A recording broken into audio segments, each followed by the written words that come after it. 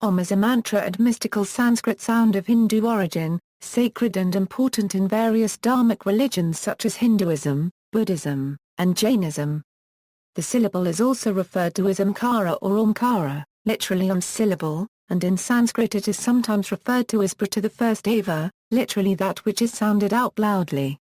Om or Om is also written a currency a 9aan, where a 9 is pluta, indicating a length of 3 morae an overlong nasalized close mid-backgrounded vowel a though there are other enunciations adhered to in received traditions.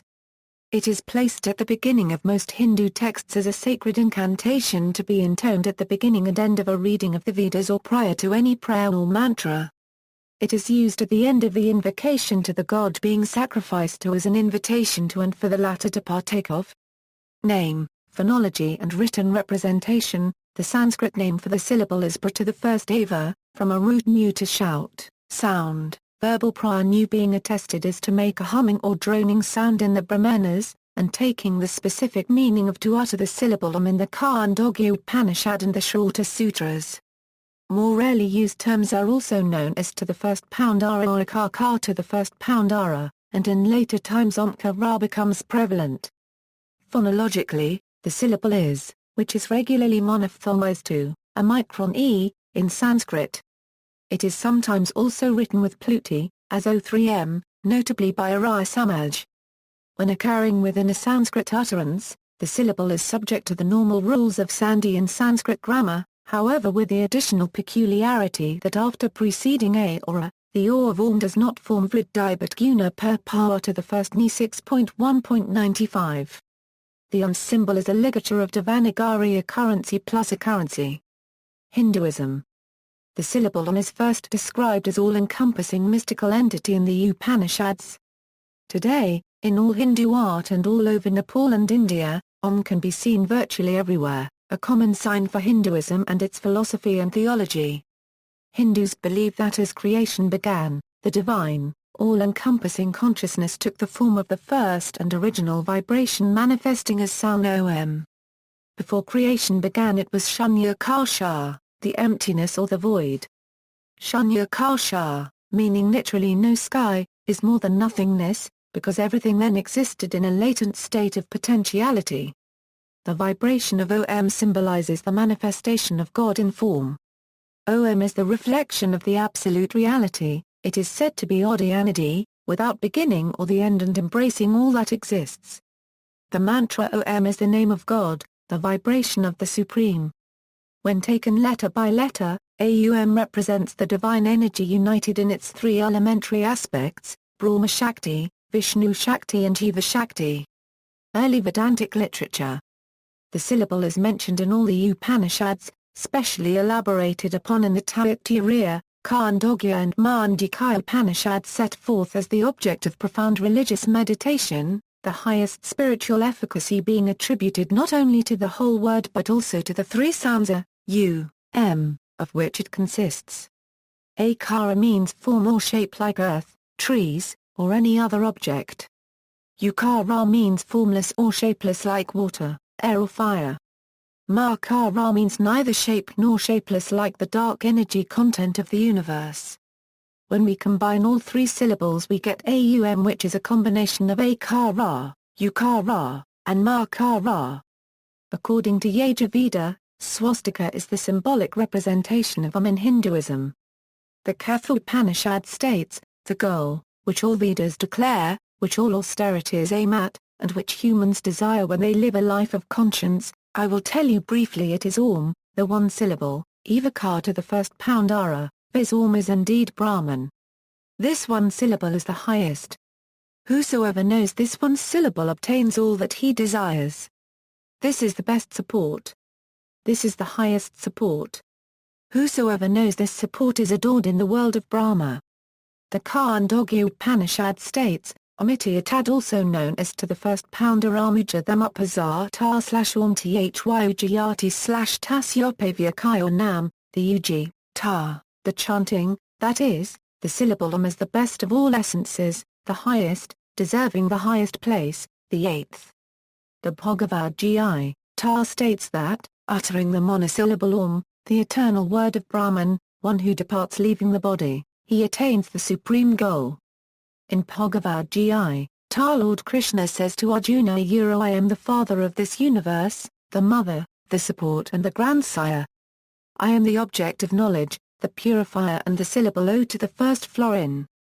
I am also the Udder, the first Shig, the Zama and the Vedas.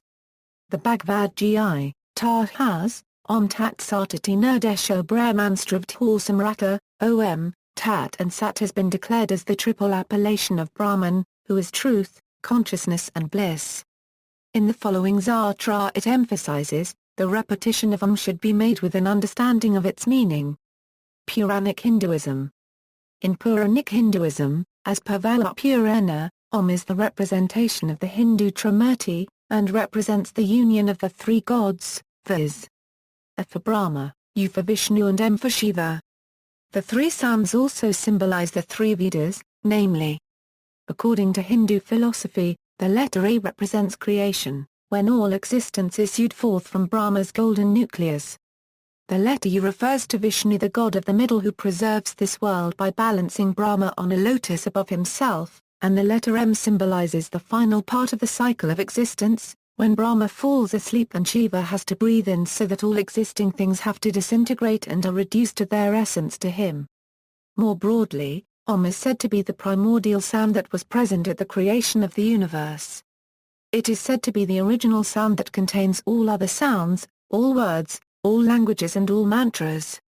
The Mandukya Upanishad is entirely devoted to the explanation of the syllable. The syllable consists of three phonemes, A, U, and M, which symbolize the beginning, duration, and dissolution of the universe and the associated gods Brahma, Vishnu, and Shiva, respectively. Advaita. In Advaita philosophy it is frequently used to represent three subsumed into one, a triune, a common theme in Hinduism. It implies that our current existence is mithya and maya, falsehood, that in order to know the full truth we must comprehend beyond the body and intellect the true nature of infinity. Essentially, upon moksha one is able not only to see or know existence for what it is, but to become it. When one gains true knowledge, there is no split between knower and known, one becomes knowledge consciousness itself. In essence, Om is the signifier of the ultimate truth that all is one. Jainism. In Jainism, Om is regarded to be a condensed form of reference to the pour plus or minus ka paramya to the first or to the first high, by their initials A plus A plus A plus U plus M. The Dravias oṃkāra quotes a Prakrit line, a currency a currency a currency a currency a yen a currency a yen a currency sha a yen a currency a yen a yen a currency a currency sha yen a currency a currency a currency a yen euro a currency a currency a currency o yen a currency a yen a currency oṃkāra to the first pound are a pour plus or minus ka paramya to the first or to the first high namada pam tat kathamati kita arayata azara yarataha avachor yamawa to the first ayar, Om is one syllable made from the initials of the five paramesthis. It has been said, Arayant, Ashuri, Acharya, Upajaya, Muni. Thus, a currency currency florin is a short form of the Nava mantra. Buddhism. Esoteric Buddhists place Om at the beginning of their Vidya Sadaksari as well in as most other mantras and dharanis. Moreover, as a seed syllable Om is considered holy in esoteric Buddhism. In Buddhist texts of East Asian provenance, Om is often written as the Chinese character omikron or A. A key distinction should be made here between Buddhism as it arose in Nepal, and Buddhism after the migration of the teachings to Tibet under the guidance of Padmasambhava. In its original form, Buddhism in Nepal was characterized mainly by types of mindfulness meditation and did not involve the chanting of Om or of mantras. The chanting of Om is not mentioned even a single time in the Pali Canon or Visuddhimagga. Oṃkāra in Sikhism. Oṃkāra, in modern Punjabi spelt out as a, but iconically represented as A in the Guru Granth Sahib is the statement of the uniqueness of God in Sikhism, and is commonly translated simply as one God. Within the phrase, Ik is the Punjabi word for one, and oṃkāra figuratively means God, but literally means creator of Om. The suffix kar derived from the verb create, work, or action. Thus, although Om is referenced, Sikhism uses it only to starkly emphasize its monotheism without subscribing to its philosophy in and of itself. Modern reception. The Brahmic script Om ligature has become widely recognized in Western counterculture since the 1960s. As to its precise graphic form, the Vedic or Indian Om is what most Westerners are used to, and the Tibetan alphabet Om is less widespread in popular culture. Even Tibetan handicrafts made in India tend to use the Nepali script Om for recognizability. References. External links.